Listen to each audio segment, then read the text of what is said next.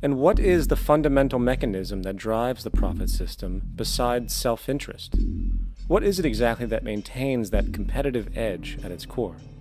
Is it high efficiency and sustainability? No, that isn't part of their design. Nothing produced in our profit-based society is even remotely sustainable or efficient. If it was, there wouldn't be a multi-million-dollar-a-year service industry for automobiles, nor would the average lifespan for most electronics be less than 3 months before they're obsolete. Is it abundance? Absolutely not. Abundance, as based on the laws of supply and demand, is actually a negative thing. If a diamond company finds 10 times the usual amount of diamonds during their mining, it means the supply of diamonds has increased, which means the cost and profit per diamond drops. The fact is, efficiency, sustainability, and abundance are enemies of profit. To put it into a word, it is the mechanism of scarcity that increases profits. What is scarcity? Based on keeping products valuable.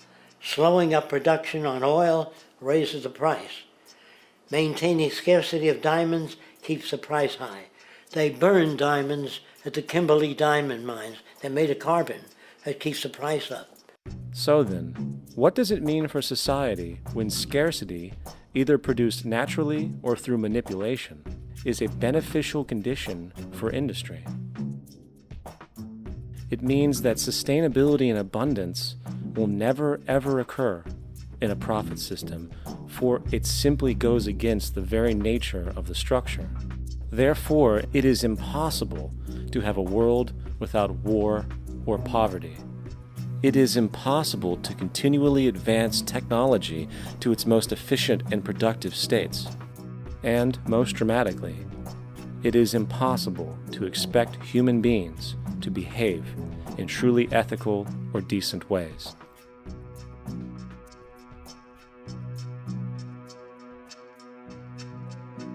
People use the word instinct because they can't account for the behavior.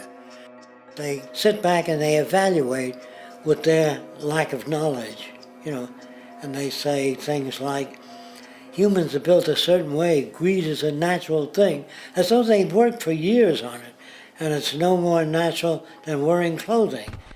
What we want to do is to eliminate the causes of the problems, eliminate the processes that produce greed and bigotry and prejudice and people taking advantage of one another and elitism, eliminating the need for prisons and welfare.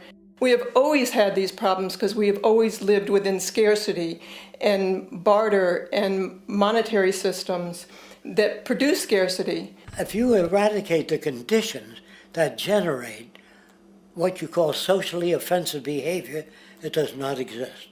The guy said, well, isn't that inborn? No, it's not. There is no human nature, there's human behavior, and that's always been changed throughout history. You're not born with bigotry and greed and corruption and hatred. You pick that up within the society.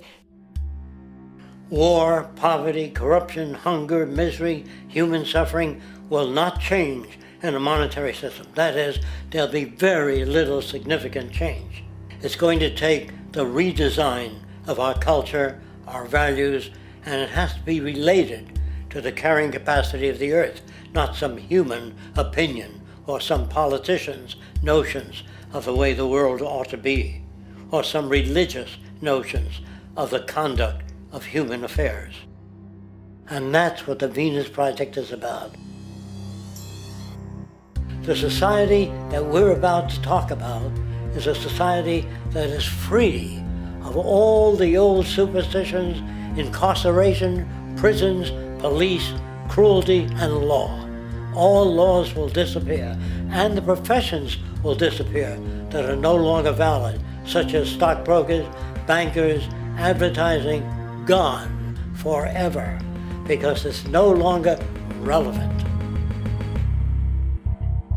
When we understand that it is technology devised by human ingenuity which frees humanity and increases our quality of life, we then realize that the most important focus we can have is on the intelligent management of the Earth's resources. For it is from these natural resources we gain the materials to continue our path of prosperity.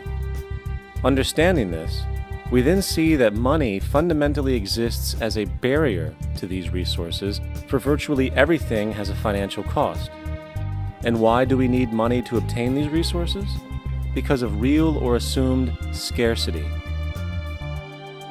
We don't usually pay for air and tap water because it is in such high abundance, selling it would be pointless.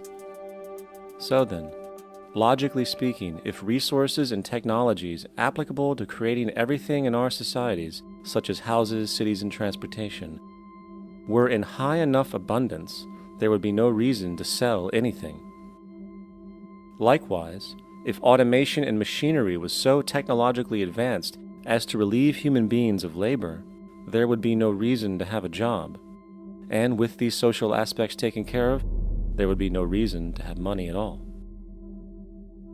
So the ultimate question remains: do we on Earth have enough resources and technological understanding to create a society of such abundance that everything we have now could be available without a price tag and without the need for submission through employment?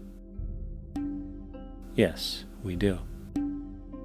We have the resources and technology to enable this at a minimum, along with the ability to raise the standard of living so high that people in the future will look back at our civilization now and gawk at how primitive and immature our society was.